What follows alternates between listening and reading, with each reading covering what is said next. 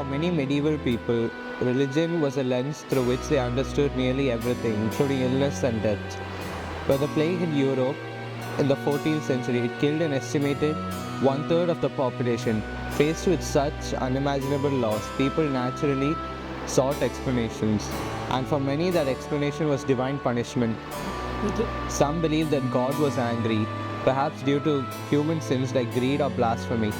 Religious leaders often interpreted the disease as a divine scourge intended to purify humanity. This led to responses like mass public penance rituals with people known as flagellants, whipping themselves as an act of atonement, hoping their suffering would appease God. And while the church was a source of solace, it also struggled.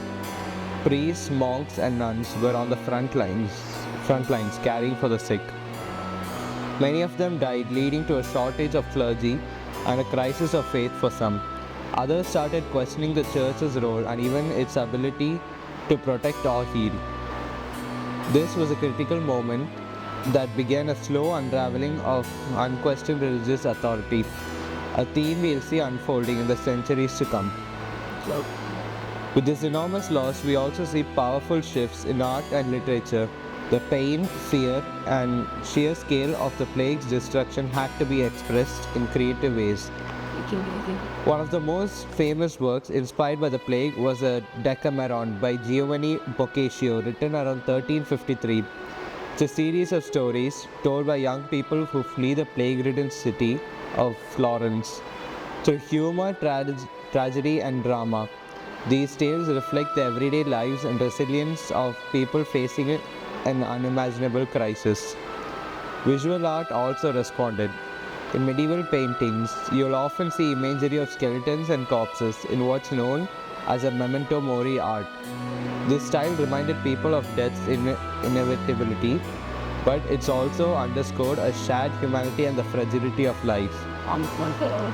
This dark symbolism had a profound impact on culture and even influenced later artists during the Renaissance. The plague challenged artists to confront life's darkest truth and gave birth to creative works that express both despair and hope. It's an example of how the human spirit can transform even the most tragic of circumstances into something meaningful. Moving forward in time, you may be surprised to learn that the plague isn't just a thing of the past. Cases of the bubonic plague still pop up globally, and scientists and doctors continue to monitor and treat it today. For example, in parts of the United States and Africa, cases are reported every year. It's not the same devastating threat it once was, thanks to antibiotics and advanced medical care, but it reminds us of the plague's ongoing relevance and the constant vigilance required to prevent the outbreaks from spreading.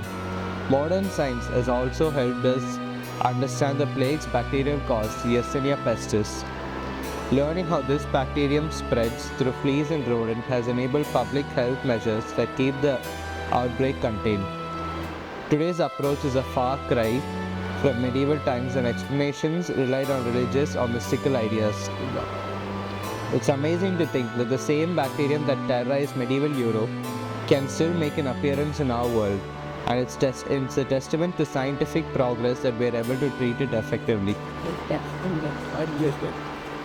Finally, let's discuss how the plague changed the course of history. Beyond its death toll, the plague brought profound social, economic, and political shifts. In many ways, the devastation actually paved the way for the Renaissance. With a reduced workforce, surviving laborers could demand higher wages, breaking down the rigid structures of feudalism. Some historians suggest that the power dynamic started to shift in the favor of the working class, leading to a gradual social change. Additionally, the shock of the plague eroded some of the church's authority, as we touched on earlier, and helped inspire a wave of intellectual curiosity.